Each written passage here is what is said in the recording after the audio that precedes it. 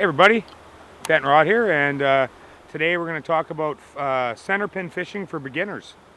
And we've been getting a lot of people sending me messages online and stuff asking, about getting into centerpin fishing, how hard it is and all this stuff. So I'm going to do a quick little video and try to make it easy for you. You're going to get your centerpin reel. Here I got a Milner Kingfisher. It's a fairly expensive reel, I guess, as far as centerpins go. This one will run you, I think they're probably 500 bucks now anyhow, at least, maybe 600 bucks. You can actually get centerpins now for like 150 bucks. They have some, and they're pretty decent, so you don't need to break the bank. Get your first one, just get a cheap one to start, learn to fish with it, and then if you like it, buy something that'll last you the rest of your life, because these things literally almost last forever. Now when you start centerpinning, a couple things is you want to have a decently long rod. Makes it easier. You do not want to start with like a 9-foot rod or something. You want to have at least a 10.5-foot centerpin rod, preferably I'd say an 11.3.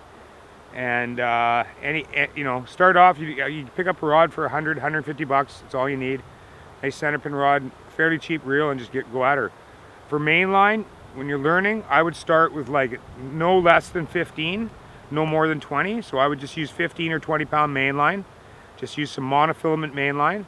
And then the most important part is going to be your terminal tackle, because what happens with a lot of guys will start centerpinning and they use too light of tackle, like a very light float and tiny weights, and it's really for learning the centerpin cast, you want as much weight as possible. So what I suggest is to start with at least a 35-gram float, and maybe here I'm using egg weights. I'm using 4 egg weights. You can use split shot, you can use pencil lead, doesn't matter.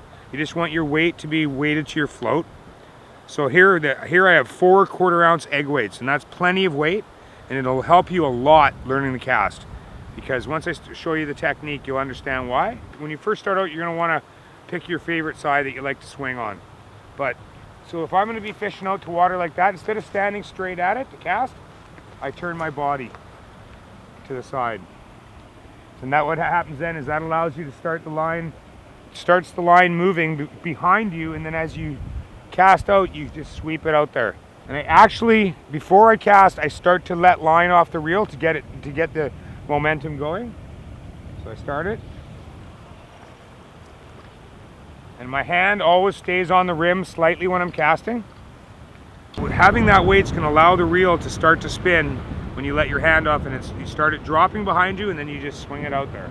Us centerpin guys, we always keep our hands like this on the spool, whether we're fighting a fish, casting, whatever it is, letting out bits of line.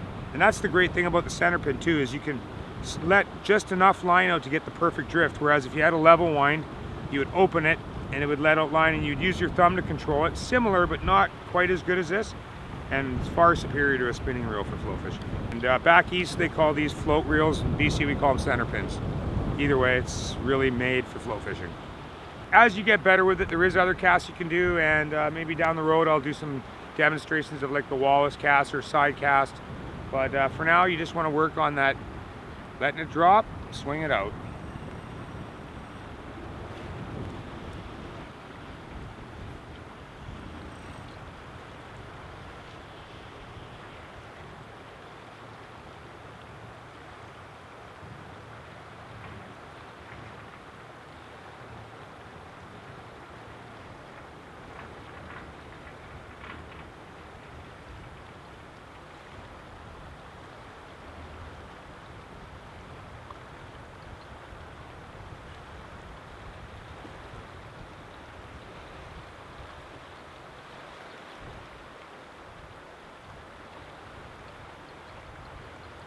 All right, tight lines and bent rods.